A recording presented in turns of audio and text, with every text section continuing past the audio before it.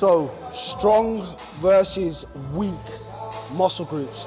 I'll use me and Marvin in this case, for example. I think it's fair to say for both our physiques, like our chest is strong and dominant in terms of like the upper portion of our physiques. And for that reason, it means that when we're training shoulders, we really have to make sure that our shoulders are up to par. So like, for example, because our chest muscles are already strong and developed, yes, we need to stimulate it, but it takes less time us actually stimulate it than we have to stimulate our shoulders. Because of the compensation we have to make up in our shoulders, it means when we're doing any working sets with our shoulders, the muscles we're trying to bring up to be balanced within our physique, we have to make sure like everything's on point. We can kind of get away with little stuff when we're training chest because the muscle's already developed and it's a really strong muscle group and it doesn't take much thought and much brain power to really get in the movement, if that makes sense. Yeah. See, most people feel like they have like weak muscle groups and they need to bring this up and like, bro, like the muscle isn't weak. Like you don't have enough muscle. Like, no, for real. Overall, you just don't have enough muscle. Like, I would say my shoulders are weak. Weak, but look how big they are. You know why? Because my triceps are big. Like, yeah. My arms are just big. They just grow fast. They grow, faster than my normal muscle group. So it will make my shoulders look smaller. Do you get it? So it's not to say that my shoulders are weak. It's just my arms grow too fast. So programming has to reflect that. Your programming at some point in your training has to reflect your needs. Okay, so for the majority of my push workouts, it's going to be shoulder focused. There's no need for me to be doing 6 working sets of chest. At my minimum effective volume, and for most of you guys who have like strong muscle groups, you only really need 4 really hard sets to like keep that muscle stimulated. And it will still grow from 4 working sets because it's a strong muscle group for you. When it comes to bringing up other muscle groups, start at 6 working sets and then progress from there.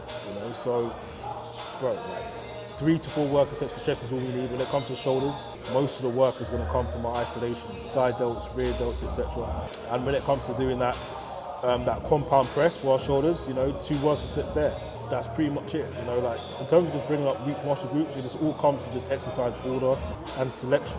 So you want to pick exercises that align well with the muscle. For example, like this hammer shoulder press, for the front delt is perfect because it's not completely flared out.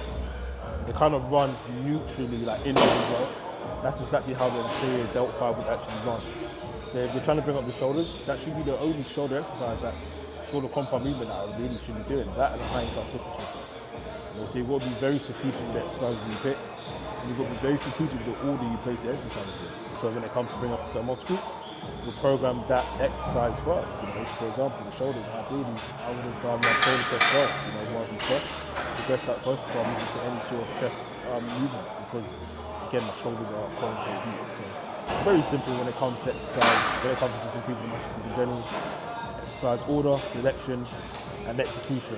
Those are the 3 things you really need to prioritize. And that's just if everything else is on point. Food, sleep, train, stress management, all of that shit, Like if that's not on point, then the tips we give you today, it really doesn't matter. And I get why some people would be like 2 sets isn't enough and it may be low. I used to think like that myself, which is why I'm raising the point now. But if you look at the way like we do our sets, especially Marvin, because I'd say his training IQ is definitely better than me.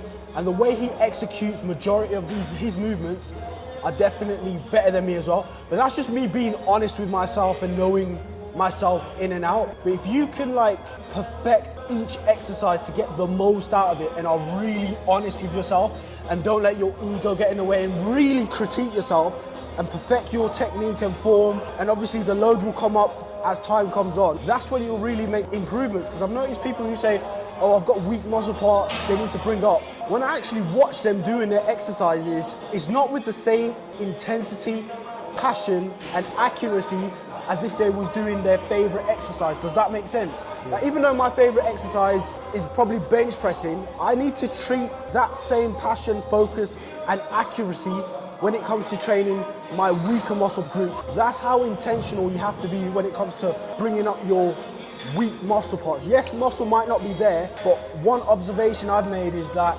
most people just aren't given the accuracy and are honest with themselves when it comes to training those weak muscle parts. Because they're weak, they kind of already have a negative connotation with it.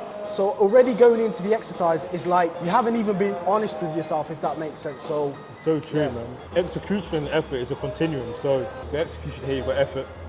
Effort being your intensity, and you've got execution in terms of the way you actually perform the exercises. Yes. So a lot of people will see their weak muscle group. They know in terms of effort, they're not as strong with the exercises that comes to that weak muscle group. So they'll try to compete with their boy and try to do the same weight that they're doing, right?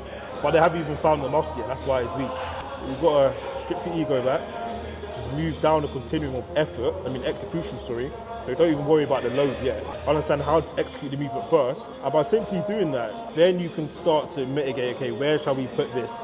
Where shall we move along this continuum? Shall we move it more into the middle where, okay, there's a bit of effort here, we can take the sets to failure, we can actually add a bit more load here and not worry about 100% anal accuracy in terms of execution right now, and in regards to your weak and your strong muscle groups, you're going to be at a certain part of the continuum. So for example, when it comes to chest, we're not saying that execution is shit, but we could get away with moving towards that more of that effort part of the continuum. Yes. We're going to connect with the muscle either way. We're going to progress, we're going to grow it. We can really just focus on just brute mechanical tension and just fucking push the weight, do you know what I mean? Yeah, for real. When it comes to a weaker muscle group, like delts, for me anyway, I need to strip back, go to execution first, and then slowly work my way up to effort. So it'll be a while before I actually start increasing the actual load when it comes to a simple exercise like this crucifix raise. Like, for the next 6 months, I probably won't even increase it by 10 kilos. Nah, for real. You get what I'm saying? Like, that's how it works, But your execution will be way better than it is right now. Remember, that's another form of progressive overload. It's not just about increasing the weight and getting one more rep than last time. If you've improved the execution, especially on those last pivotal effective reps, right? Those 3 reps before you hit failure. If those last reps look even better than the last time you've done it, that's a form of progressive overload. Huge progress. Because the stimulus on the muscle has been maintained on the muscle for that much longer because execution is on point. So when it comes to weaker muscle groups as well, improving your training execution, even if you've got the same amount of reps as last time or using the same load, you're still growing that muscle, you're still progressing, simply because the stimulus on the muscle is that much more.